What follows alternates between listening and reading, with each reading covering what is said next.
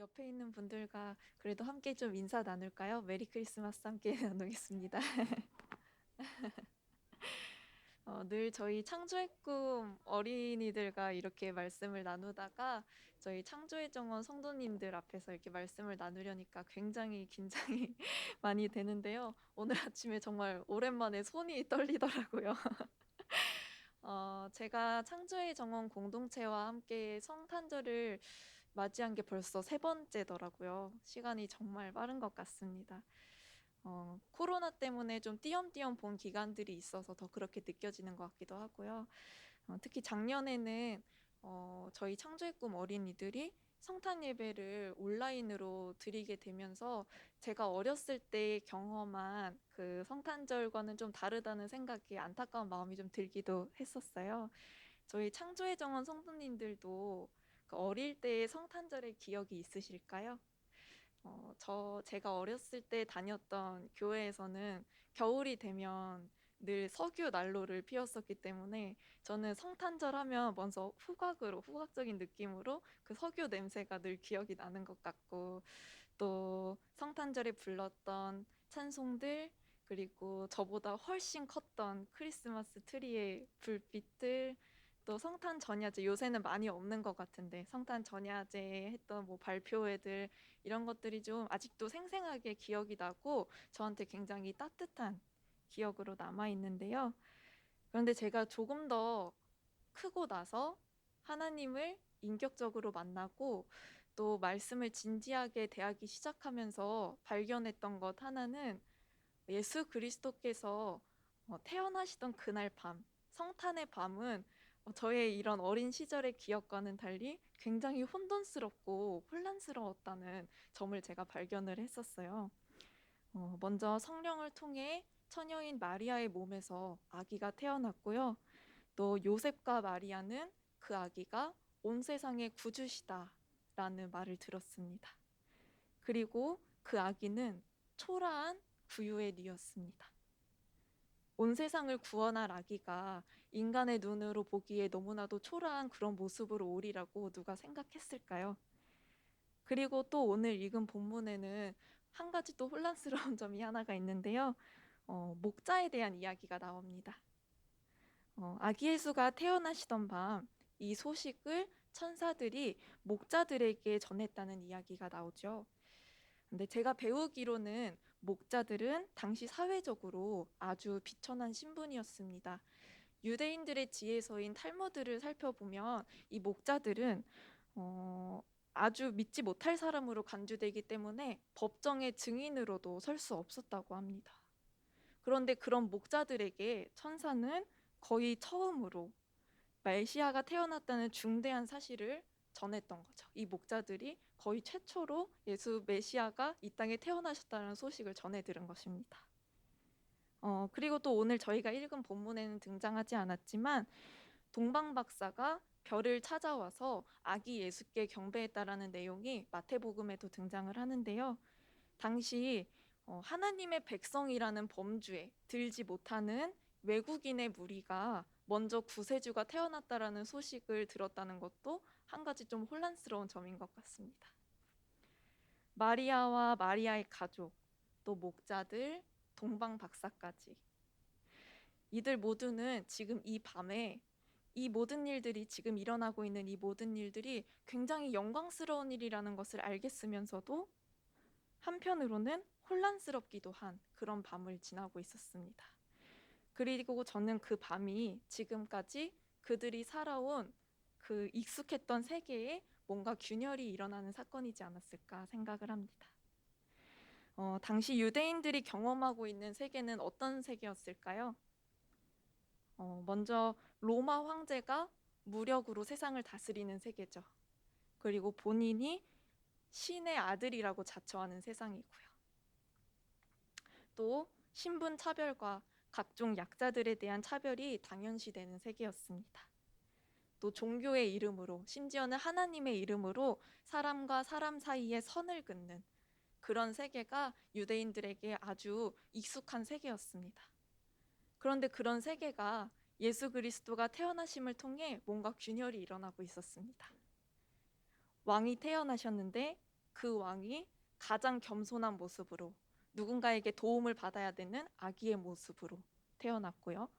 또 사회적 약자였던 목자들과 하나님의 백성의 범주에 늘 들지 못했던 외국인 동방 박사에게 먼저 복음의 소식이 알려졌습니다. 이 모든 일들을 보면서 우리가 알 수 있는 것은 예수 그리스도가 왕으로 오시는 그 나라, 예수 그리스도가 왕으로 계신 나라는 우리가 지금까지 경험한 나라와는 전혀 다른 질서를 갖고 있다는 것입니다. 한편 예수님의 시대가 그랬다면 오늘날 우리가 사는 이곳은 어떨까요? 예수님 시대보다 훨씬 더 나아졌을까요?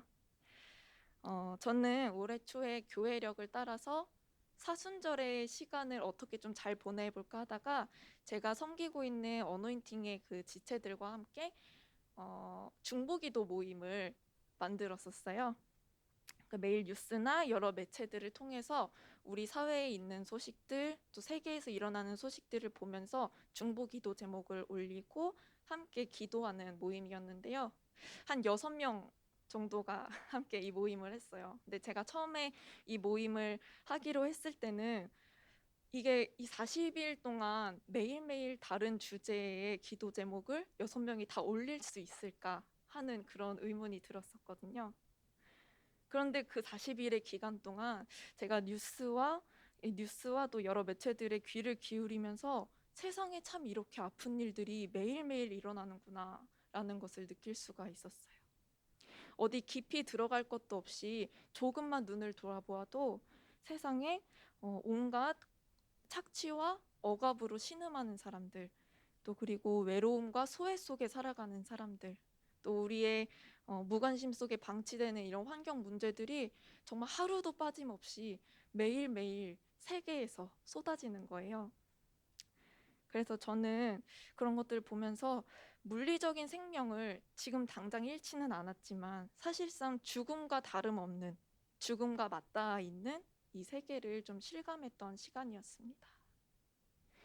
예수님 시대와 지금 현재의 우리의 삶을 보면 분명히 더 나아진 인류의 문제도 있지만 그때로부터 지금까지 표면만 변했을 뿐 내면으로는 변화되지 않은 여러 가지의 문제들이 있고요.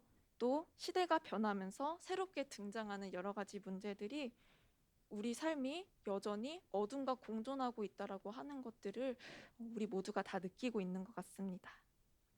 그렇기에 저는 오늘의 이 성탄의 의미가 다시 한번 우리에게 깊이 새겨져야 할 필요를 느끼게 됩니다.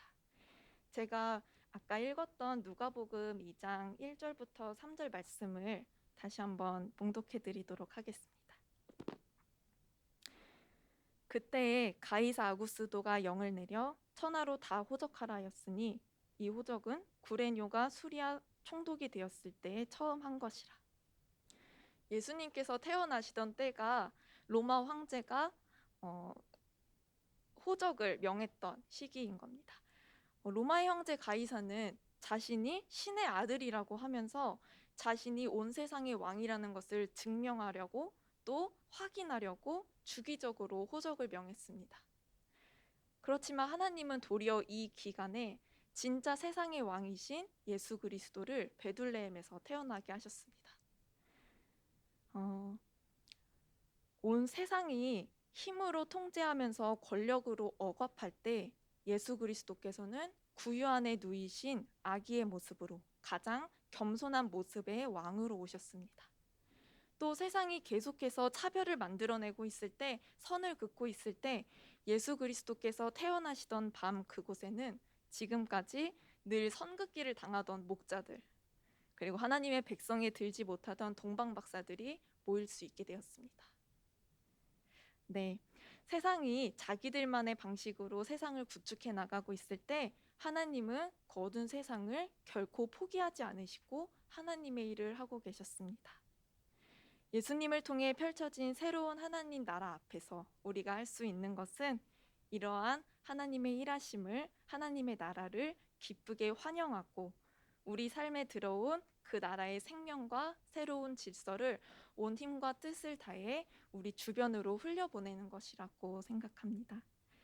하나님과의 막힌 담을 허물기 위해 오신 예수님, 그리고 사람과 사람 사이에 막힌 담을 허물기 위해 오신 예수님을 따라 살아갈 때 예수님께서 이 땅에 오심으로써 이루기를 원하셨던 하나님 나라가 우리를 통해 계속해서 성취되어 감을 믿습니다.